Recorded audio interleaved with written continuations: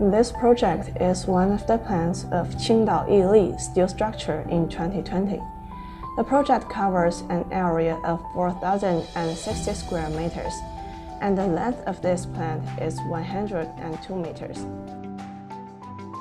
The column's base is 6 meters, while the span is 40 meters with center columns, 1 meter high brick wall.